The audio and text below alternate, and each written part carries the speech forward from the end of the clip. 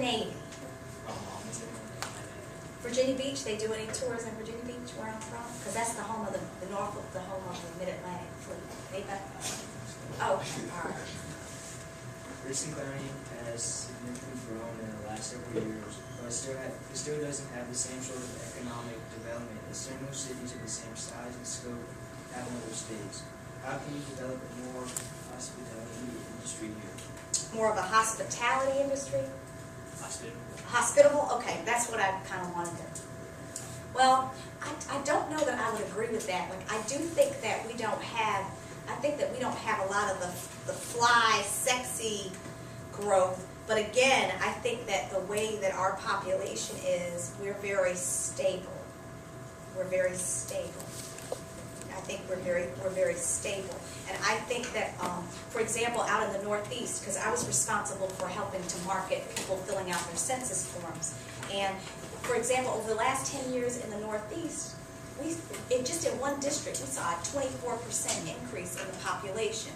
So I do agree, and look at the Vista. When you guys were born, that wasn't anything. It was, as young kids say, it was garbage. There was nothing going on there. How many of you all been to the Vista lately? It's hopping. So those are some of the things that I think the local governments actually,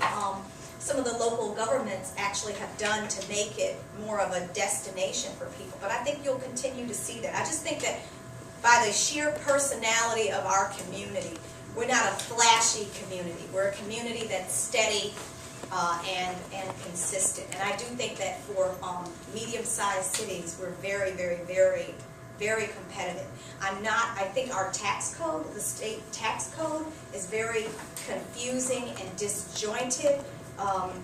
And so it's not always the most hospitable. For example, I'm sure y'all have heard about, in Lexington County in particular, Amazon.com wanted to put a distribution center here. Well, there was an uproar about it because they felt like it was going to take away local jobs. Well, the local job taker demon of the universe, which I love to death, Walmart, they actually funded a television campaign against Amazon. And for me, that's like the pot calling the kettle black, because when Walmarts come in, little local furniture stores go away, little drug stores go away, because everybody likes going to the Walmart because you can find everything. You can get soap and everything, candles, and you can get everything. And so a lot of things that come out are not exactly what they really are if you scratch the surface. And some have argued, adults are arguing that was very short-sighted, because if Amazon comes here, then maybe some other online retailers would be like, wow. In the county, we actually offer big companies that come in and say they're going to give jobs, we offer them all kinds of tax and fee in lieu deals, where we actually give them all kinds of tax breaks. So that's just a normal thing. But I think sometimes, at least when it comes to politics, people's self-interest, their own self-interest, like, I don't know why in the world Walmart would be afraid of Amazon.com, because everybody, how many of you have been to a Walmart this week? Exactly, see? Exactly. But a lot of times people let the fear, and don't ever do this as an adult. Don't do this as an adult. Don't let the fear of what you think might happen drive your decision. You know, deal with in the real, I mean, do some logical, because, you know, okay, let's say Amazon.com came and every store on earth shut down. Okay, that would be really bad. But typically that's not going to happen. But what if Amazon.com came to Lexington and it employed people who've been unemployed and gave them good paying jobs, and maybe then some other online retailers were like, wow, we really need to come here, you know, overstocked. I mean, so, but I think a lot of times people live and breathe by what might happen or what could happen, and this is a thing that has to be balanced. All right. And it would have been $1 million for Richland School District 1, an additional $1 million.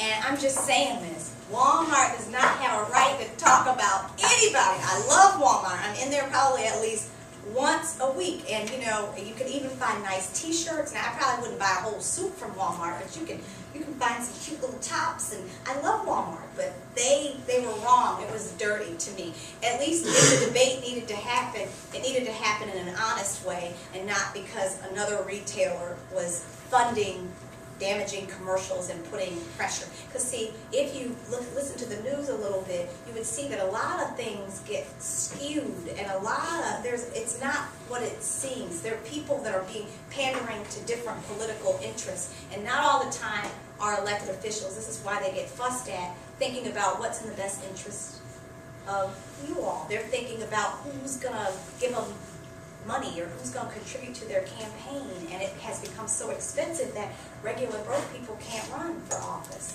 because it costs so much money to actually win an office. That's right. You have to have deep pockets. You have to have deep pockets. Even on a local level, it'll cost you tens of thousands of dollars to run. Hi, I'm Danielle. Okay. I'm in the 11th grade. I want to study mathematics when I go to college. For years, the government of South Carolina has used industry targeting or targeted tax incentives in an attempt to create jobs and stimulate economic growth. This week, our legislature voted down a significant tax incentive for Amazon if they located in Lexington County. How do you think this would have played out if Amazon had decided to locate in Lexington County instead? Switched. Well, that's okay, that's okay. Yeah. So after our discussion, what do you think? Because you can answer this. Because we're talking about in my first class, we said about at least 1,200 jobs. So I think it would have benefited the community better to give those jobs that have lost in the past 2 years. And I'm not going to sit here and act like I followed every little thing, but I think the thing that really just kind of upset Walmart and some of the other folks was that whether or not you were going to charge people sales tax. Because I think generally online sales, people don't have to pay taxes, and they felt like that was some disadvantage. And you know, and I just think that if you do what you do and you do it well, you don't have to be hating on what anybody else is doing, because if they're not doing what they need to do, it's not going to work out. And I'll give you a high school example. Dear sir, if there is this fly cheerleader that you want to get with, and she sees some other guy, and you're like, man, she's going out with him. But if he ain't good to her, and you know, and he's not doing well in school, and he's not a good catch, guess what? It's going to be a game changer. So you don't ever have to, personally or even professionally, worry about what anybody else has got going on. If you do what you're supposed to do. If Walmart does what it's supposed to do, low prices, good quality stuff, they didn't have to worry about Amazon. So, all right, Scott.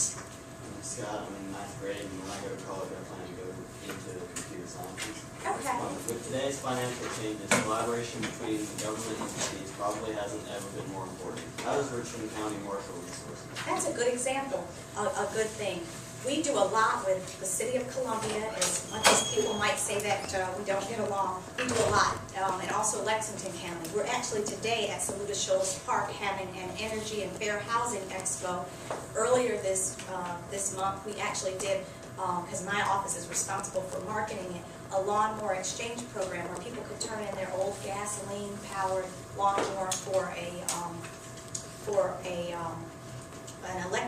new electric one for a rebate. It wasn't absolutely for free. But we do a lot of behind-the-scenes collaborations. For example, with the bus system, the county can't do that alone, and it actually goes into Lexington County. So there's always a lot of behind-the-scene collaborations. And one of the reasons, you know, one of the questions that was asked earlier about how we could actually, and I think it was asked by Casey, how are we more hospitable?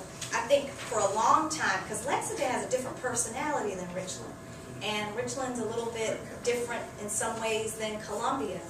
And I will say this, admit this, I don't think that we have done a good job marketing us as a region. Like, I think where you look at like Spartanburg, Greenville, you know, BMW is in Greenville, they have truly, their personality, they're more of a business kind of community. But a lot of it is, and I'm going to be very honest, is I think that when you have more of a homogenous population, you're able to get to it a lot quicker. Whereas Richland County, we are so diverse. You have black, you have white, you have Latino, you have, I mean, you have a lot